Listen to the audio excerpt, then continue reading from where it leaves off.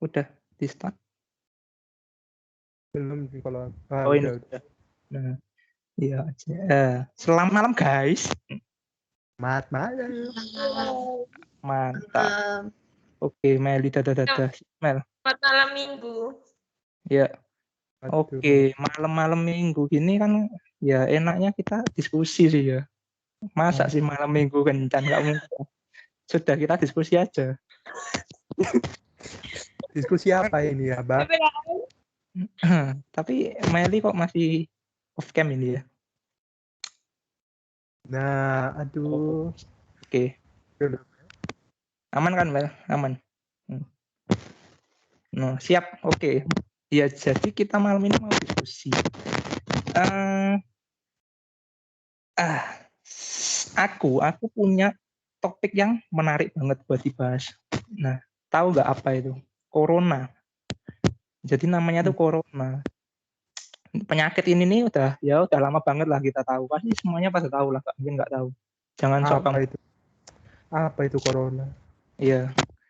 Nah, jadi di Indonesia tuh ya, dulu tuh kita udah perang sama corona ini lama banget gitu ya. Udah setahun lebih lah, hampir 2 tahun.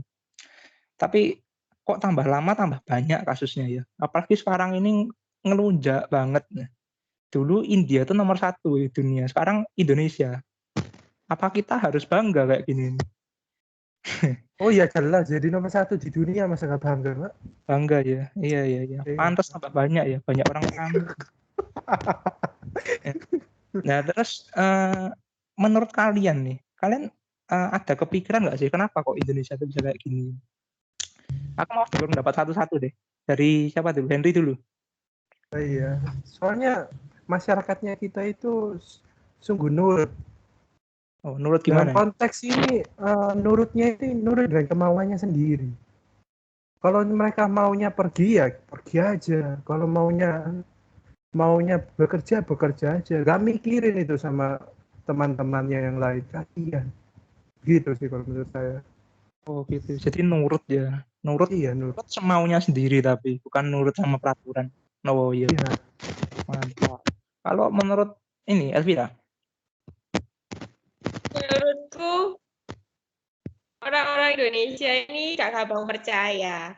Kan katanya ada corona toh, tapi mereka mungkin nggak lihat, nggak ngerasain, jadi dia tuh nggak percaya gitu, kurang sadar akan beradanya corona. Iya. Jadi kalau belum sakit belum sadar ya. Oh iya. Iya. Betul. Kalau gitu coba Maya menurutmu gimana? Masih banyak orang yang meremehkan. Soalnya kan corona ini udah lama gitu loh. Terus orang-orang itu kayak tambah meremehkan, kayak tambah ya wis lah gitu loh. Terus kalau aku perhatiin deh, sekitarku itu masih banyak orang yang nggak taat protokol. Kayak di tempat-tempat ramai gitu, kayak masih banyak nggak pakai masker. Padahal di pasar yang ruame gitu, terus sama nggak jaga jarak. Oh iya. Jadi ya masih ya walaupun udah tahu ya corona itu ada, tapi ya udah mereka udah nggak peduli itu ya karena terlalu lamanya gitu. Iya.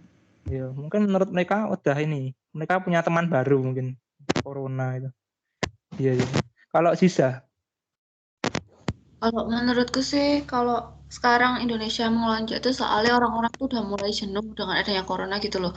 Soalnya kan wis lama, udah 1,5 tahun, tapi kayak virus ini kayak nggak keluar-keluar gitu, tetap ada terus. Akhirnya orang-orang jenuh. Di sisi lain kan juga mereka juga bingung gitu loh. Antara pilihan mereka harus tetap di rumah atau mereka bisa makan untuk keluar. Nah, sedangkan sama aja kalau misalkan mereka di rumah aja, toh sumbangan tuh nggak buat semua orang, sumbangan tuh juga cuma buat beberapa orang. Lah kalau orang yang nggak dapat sumbangan, apakah mereka akan bertahan hidup kalau di rumah terus? Kan gitu toh. Makanya mereka juga rata-rata orang itu juga milih untuk pergi kerja Soalnya ya mereka nggak ada pilihan lagi, kalau dia gak kerja dia gak makan gitu. Toh kita realitanya meskipun kita ada bansosnya juga dikorupsi. Jadi pilihan buat mereka apa? Ya mereka naruhin nyawanya sendiri meskipun resikonya tinggi demi sesuap nasi itu tadi. Gitu sih. Di luar tadi loh ya, di luar anak-anak yang bandel cuma untuk kemauannya sendiri. Tapi kita nggak bisa lihat dari situnya. Kita juga harus lihat sisi lainnya. Sisi lainnya yaitu apa? Orang-orang yang kerja buat makan. Nggak semua orang tuh bandel tentang mereka mempunyai keinginan sendiri untuk main atau jenuh di rumah, soalnya itu untuk yang punya uang lah. Kalau buat yang nggak punya uang gimana? Gitu sih menurutku. Mantap, luar biasa. Wah ini ya menarik banget nih opininya Ziza ini. Kalau menurut Meli, ini ada sama atau bedanya nggak sama teman-teman yang lain? Oke guys, kalian dengar suaraku kan? Dengar, lancar. Nah, jadi kalau menurutku sih corona ini mungkin ya, kan kita juga nggak ada yang tahu. Mungkin aja corona ini memang ada dari dulu gitu ya. Ada dari dulu, cuman karena baru ditemuin, terus baru ada banyak korban, terus baru namanya dikasih corona gitu. Mungkin aja udah dari lama, cuman orang-orang pada menyepelekan gitu. Kan kita juga nggak tahu gimana. Cuman kalau untuk corona saat ini, ya memang karena menurutku sendiri ya memang sangat bandel Indonesia ini gitu dibandingkan negara-negara lainnya. Indonesia ini sangat-sangat bandel, jadi keluar aja tuh kadang-kadang nggak pakai masker. Kayak gitu sih kalau menurutku corona ini. Ya. Oke, baik. Terima kasih atas pendapatnya ya, guys. Jadi ya intinya tuh ya corona ini kita nggak pernah tahu ya sih historinya tuh gimana, sejarahnya gimana. Tapi ya faktanya sekarang ini tuh luar biasa gitu dampaknya ya kan. Tapi tetap banyak yang bandel. Nah, ini ada satu poin yang menarik ini terutama dari opininya Aziza. Tadi dia bilang ini ya, orang-orang tuh ngelawan terhadap peraturan itu bukan kesannya tuh kayak bukan berarti kita tuh nggak takut sama corona atau nggak takut sama pemerintah ya, tapi karena ada alasannya tersendiri. Nah, jadi gimana ya? Ini tuh masyarakat itu kalau aku lihat ya, kita tuh perilakunya sama-sama kita ambil sebagian masyarakat ya yang melanggar protokol atau yang nggak taat peraturan. Perilakunya tuh sama-sama nggak taat peraturan. Itu perilakunya. Tapi ada bedanya gitu kan sebenarnya. Di perilaku yang sama tuh ada perbedaan. Nah, perbedaannya seperti yang diomong Kak Aziza. Ada yang satu tuh karena udah loss aja. Kita udah nggak mau tahu lah, kita udah merasa ya kita berapa tahun sama corona nggak kena juga, buktinya saya kan gitu. Kalau ada yang nggak peduli. Tapi di sisi lain ada juga yang pengen ngikuti peraturan tapi nggak bisa. Kalau kita ikuti kita mau makan apa kayak gitu kan. Berarti di sini aku lihat ya, berarti ada dua sisi di sini. Yang pertama tuh pembuat peraturan sama yang kedua itu masyarakat. Nah, menurut kalian apa tindakan yang dilakukan dari kedua pihak ini bisa dibilang benar? Kita kemarin kan udah belajar tuh apa itu kebenaran ya. Jadi menurut kalian tuh gimana? Dari sisi kebenaran itu sendiri tuh kebenarannya kayak gimana sih yang harusnya ada di antara dua pihak ini? Jadi apakah pemerintah itu udah benar? Apakah kita ini ya ngikuti perut itu udah benar juga atau gimana? Menurut kalian? Menurut Henry gimana? Kita ulang lagi satu-satu ya. Iya, jadi kalau menurut saya sendiri itu masih belum ada yang benar. Iya, saya cukup setuju sama pernyataannya tadi Saudari Aziza dan teman-teman lainnya itu. Kalau misalnya ada sebagian orang itu yang tidak nurut itu terpaksa karena mereka butuh uang. Nah, ini kan mencakup ada dua yang tadi sempat sebutkan itu ya, karena dari pihak pemerintah sama pihak masyarakatnya. Kalau menurut saya sendiri itu masih ada yang tidak benar dari kedua pihak ini. Karena yang pertama, pihak masyarakat itu sendiri sedikit tidak percaya sama pemerintah. Dianggapnya itu corona ini itu sebagai apa ya? Sebagai skenario untuk menakut-nakuti dan untuk para yang pemilik kepentingan khusus itu mendapatkan keuntungan dari pandemi ini. Begitu. Jadi ini masih belum menuju kebenarannya gitu. Pasti ada hal-hal yang disembunyikan. Kalau menurut saya begitu, saudara. Ya, pasti ada yang disembunyikan gitu ya. Oke, ada peran politik yang main di sini gitu ya berarti. Iya. Terus, ayo lanjut dulu. Kalau Elvira lagi deh. Waduh, menurutku ya, buat menengahi antara masalah sing dihadapi masyarakat itu tuh ya harus ada solusinya sih. Nah itu kalau misalnya belajar dari sejarah ya, dulu kan juga ada kasus perang ada ada ada peran politiknya gitu loh. Jadinya tuh nimbul kayak perang biologis gitu loh. Makanya harus gimana ya, harus ada jalan tengahnya gitu. Oh, jadi menurut Juan ada ini ya, konspirasi gitu ya? Konspirasi. Oke. Ya, tampung dulu. Meli sekarang. Oke, tadi aku setuju sih sama pendapatnya Henry ya, teman-teman. Sebenarnya mungkin juga ada yang salah di beberapa berita yang ada gitu. Ada mungkin juga kebenarannya. Cuman yang kita lebih tekanin di sini kan kemarin juga kita sempat ada pelajaran juga, ada obor juga kita dapat dari sana. Kalau kita harus melihat gimana apa yang muncul di berita itu jangan 100% dipercaya gitu. Kita harus mencari juga sebagai mahasiswa yang baik kan dan terpelajar, kita juga harus nyari kebenarannya dari itu kan. Cuma untuk masalah yang dibilang Elvira tadi, konspirasi itu yang mungkin ada. Dan mungkin hal itu yang menimbulkan masyarakat kurang percaya ya akan negaranya sendiri. Jadinya hal itu yang kita sebagai mahasiswa yang terpelajar harusnya kita bisa menghadapi hal seperti itu gitu loh. Jadi jangan gara-gara COVID terus dibilang dananya udah keluar nih buat para penjabat, itu jangan sampai hal kayak gitu yang belum ada buktinya secara realnya kita lihat, jangan percaya hal itu. Jadi seperti itu aja sih dari aku. Mungkin dari teman-teman yang lain, tapi BTW aku sangat setuju dengan pendapat Henry. Oh, mantap, sepaham sama Henry. Iya. Maya. Kalau Maya gimana nih?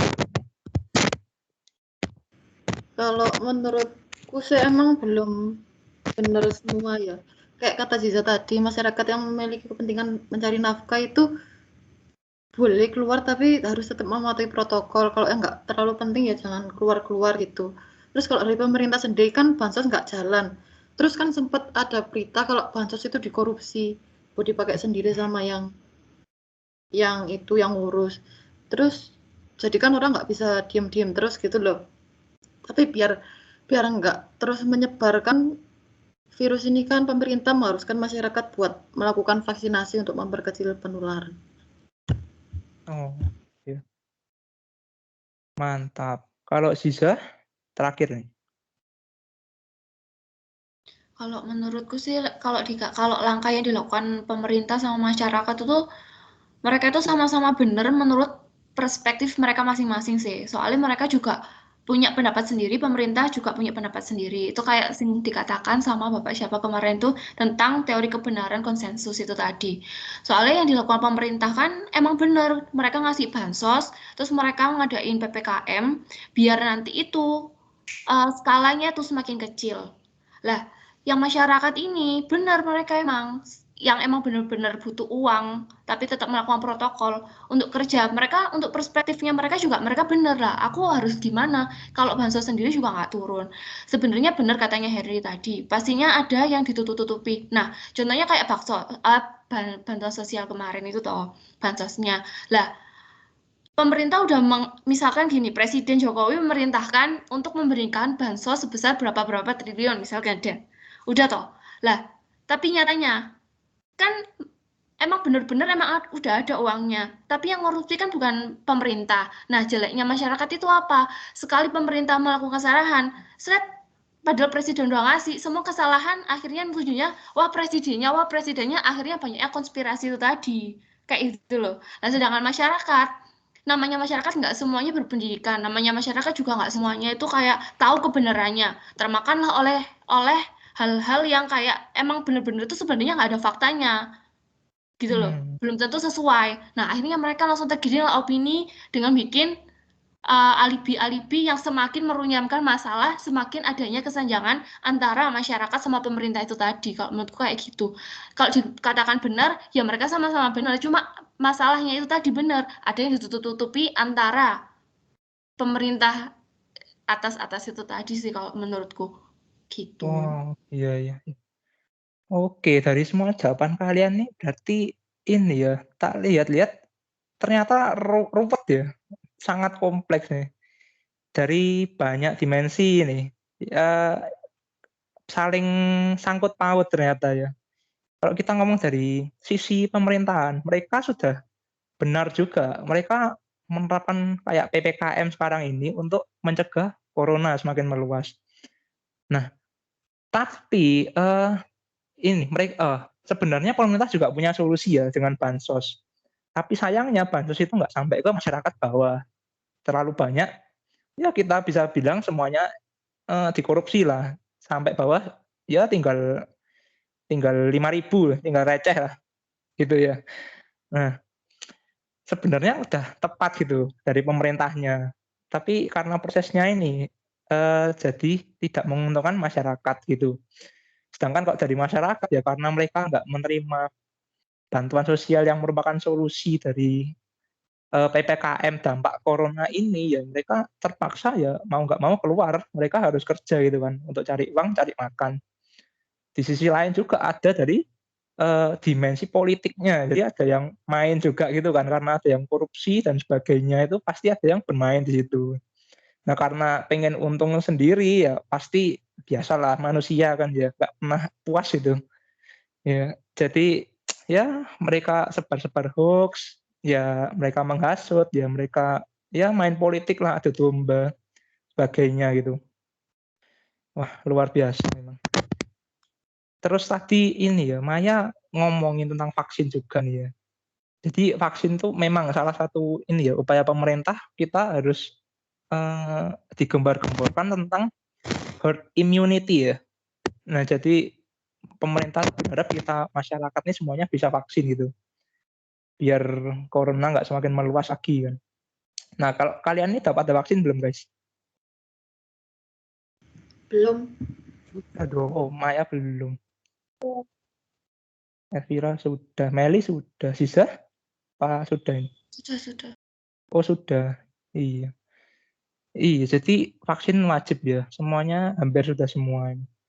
Maya, kenapa belum Maya? Ini di daerahku tuh vaksinnya belum ada, baru sampai lansia tok. Terus nggak ada berita lagi. Oh, jadi belum update ya. Walaupun udah 1,5 tahun, hampir 2 ini, ya belum sampai ya, yang umum. Iya. Oh gitu. Iya sama sih. Aku juga baru 2 minggu mungkin, 2 minggu yang lalu baru vaksin. Padahal corona ya udah 2 tahun, udah disuruh vaksinnya juga udah hampir 2 tahun juga ya. Tapi juga baru sampai. Memang lama. Nah, dengar-dengar nih banyak loh berita. Banyak orang-orang yang nggak percaya sama vaksin. Menurut kalian kenapa sih itu? Jadi apa dasarnya orang-orang tuh kok kepikiran? Jadi ada berita banyak kan yang vaksin ada chipnya, vaksin ada metalnya, ada besi. Sehingga kalau udah divaksin nanti baumu pasti nempel di sendok kayak pesulap gitu ya kan. Nah, itu kok bisa kayak gitu tuh gimana ya? Menurut kalian tuh kenapa? Coba dua pendapat aja deh. Biar gak terlalu malam nih. Menurut Meli. Oke guys, nah jadi kalau menurutku sih, itu dah maksudku itu terjadi mungkin karena kurangnya pemahaman ya dari masyarakat kita, orang-orang yang ada di desa yang belum mengenal ataupun dia terlalu percaya untuk menangkap segala sesuatu berita yang ada gitu. Kan itu tuh bakal jadinya apa ya, ruwet gitu loh. Jadi di dalam otak kita nih kalau memang kita bukan orang yang mencari segala sesuatunya dari sumbernya ini, atau kita secara menangkap dengan gampang, itu hal yang sangat mudah untuk zaman sekarang. Itu hal seperti itu tuh gampang banget dicerna sama orang. Dibilang lah kalau nanti pakai vaksin terus nanti bakal semua transaksi kita kemana-mana kita juga ditauin kita ada di mana. So menurutku Dilacak itu ya. sangat-sangat tidak masuk akal gitu loh. Sangat-sangat tidak masuk akal, dan kita pun juga harus tahu kebenaran dari itu gitu. Baru kita boleh trust about the news gitu loh. Maksudku baru percaya sama beritanya itu harus dengan bukti yang nyata gitu. Jadi kita nggak boleh asal-asal nangkep berita yang ada. Nah, teori kebenaran yang telah disampaikan di Ober itu sangat-sangat harus kita terapkan gitu di kehidupan kita sekarang ini ya. Karena banyak juga, bukan hanya COVID sih, maksudnya sangat banyak berita yang amburadul yang diterima secara mentah lalu disalurkan ke orang lain, itu tidak baik. Jadi menurutku seperti itu sih. Oh iya. Jadi ini ya, kurang wawasan ya, kurang pemahaman teknologi tentang berita mana yang harus disaring gitu. Iya, masuk akal sekali. Lalu siapa lagi nih ya? Yang cowok deh, Henry, yuk. Ya, jadi kalau menurutku sendiri ini kan ya banyak berita hoax, mulai dari yang katanya itu vaksin ada chipnya. Itu kan muncul pertama kali gara-gara ada suatu berita Bill Gates mau menyumbang untuk vaksinasi di Amerika. Itu pertama kali munculnya hoax kalau misalnya nanti dalam vaksinasi itu ada chipsnya, jadi bisa dilacak lewat Microsoft ya itulah. Nah, dari situ. Jadi itu kan merupakan berita-berita umum ya yang sering diterima oleh masyarakat umumnya. Yang tanpa tahu, yang tadi sempat disinggung Meli sama Aziza, itu kurang memahami mana cara untuk memilah-milah beritanya itu. Ya, dari situlah yang menyebabkan banyak yang keliru persepsi, yang aslinya niatnya pemerintah itu baik kalau misalnya seluruh masyarakat vaksinasi diharapkan menurunkan COVID, tapi masyarakatnya sendiri itu lebih melawan gitu, tidak mau, takutnya ada apa-apa gitu loh. Ya sama kayak tadi itu, takutnya ada yang bermain di skenario ini gitu. Jadi masyarakat tuh takut begitu menurut saya. Iya. Wah, jadi memang ya dari berita tentang vaksin terus muncul banyak hoax itu ngaruhnya panjang banget ya. Sampai banyak masyarakat yang ini telat vaksin juga akhirnya ya. Contohnya kayak saya ini. Iya, jadi karena ketakutan ya masyarakat tuh jadi males vaksin gitu kan. Sedangkan ya jatahnya padahal sudah ada dari dulu gitu. Tapi karena ya nggak mau, karena takut, jadinya molor semua. Nah, jadi kembali lagi kayak yang tadi ya berarti. Yang tadi kan kayak perilakunya itu sama-sama nggak taat peraturan. Ya kalau sekarang tuh sama-sama molor vaksin, tapi perilaku sama ini alasannya pasti berbeda ya. Ada kebenaran di balik setiap perilaku individual kita gitu. Jadi contohnya kayak yang tadi, yang ketakutan karena baca berita ada chipnya, bisa bakal dilacak dan sebagainya, itu mereka telat vaksin karena mereka percaya hal-hal yang sebenarnya kurang logis gitu ya. Nah, tapi kalau kayak aku, kayak Maya tadi ya, yang belum vaksin, itu aku yakin kita bukannya takut atau kita kemakan hoax macam apa, enggak. Tapi karena kita memang enggak kebagian aja gitu. Iya, apalagi ada pengaruh domisili juga gitu kan untuk anak kos kayak saya ini. Aduh, curhat sekali saya. Iyalah, nggak apa-apa. Iya, gitu. Memang ya, teori kebenaran nih sangat dalam sekali pengaruhnya ya memang. Kalau kita mau berpikir ini ya, kan menurut Descartes juga, kita berpikir kita ada gitu. Luar biasa. Oh, Cila Wah, ada ya ini. iya, saya Ya, ada hadir, ini. hadir. Hadir. Jangan Iya. dibingkai ya sosmed teknologi. Oh iya, jangan sampai kemakan inframing kalian guys. Hati-hati sama hoax ya. Iya. Oh, semoga ini ya Maya cepat vaksin ya. Iya, biar coronanya cepat selesai ini. Luar biasa. Nah, ini kayaknya kita udah malam ini, guys. Mungkin waktunya tidur nih. Kalau yang nggak punya pasangan. Kalau punya pasangan mau kencan ya monggo. Saya nggak ngelarang. Bukan waktunya main kan. Oh iya dong, itu tergantung masing-masing juga. Teori kebenaran ini. Oh iya. Kebenaran lagi. Iya. Iya, baiklah kalau gitu. Karena hari sudah malam ya. Mungkin bisa kita tutup ini. Oh iya, dari tadi ada ini. Kyle ternyata ya. Pas kita Halo datang Mas ini. KL. Gimana Halo, kabarnya halo. Mas? Luar Bisa biasa. on cam dulu dong Mas.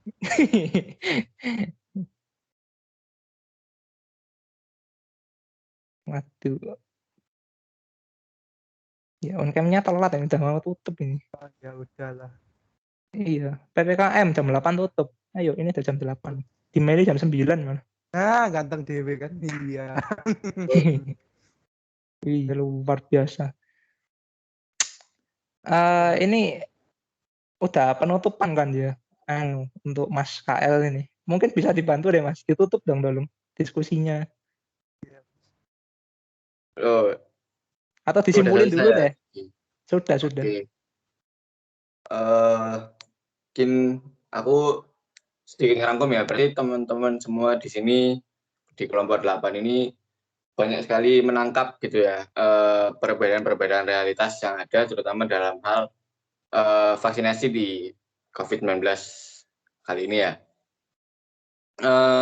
Aku tadi sempat dengar, sempat ngikutin kalian alurnya. Buat aku kalian udah masuk banget ya, definisi yang kalian berikan itu, opini-opini yang kalian berikan itu benar-benar, bahkan sampai bikin aku juga lebih open lagi ke depannya, lebih open minded lagi bahwa banyak pemikiran orang-orang yang masih belum aku pahamin gitu. Oke, jadi mungkin thank you banget buat waktunya semua. Mungkin forum ini bisa kita tutup kali ya. Oke, thank you semua. Dadah. Selamat Dadah. malam. Terima kasih semuanya. Stop recording.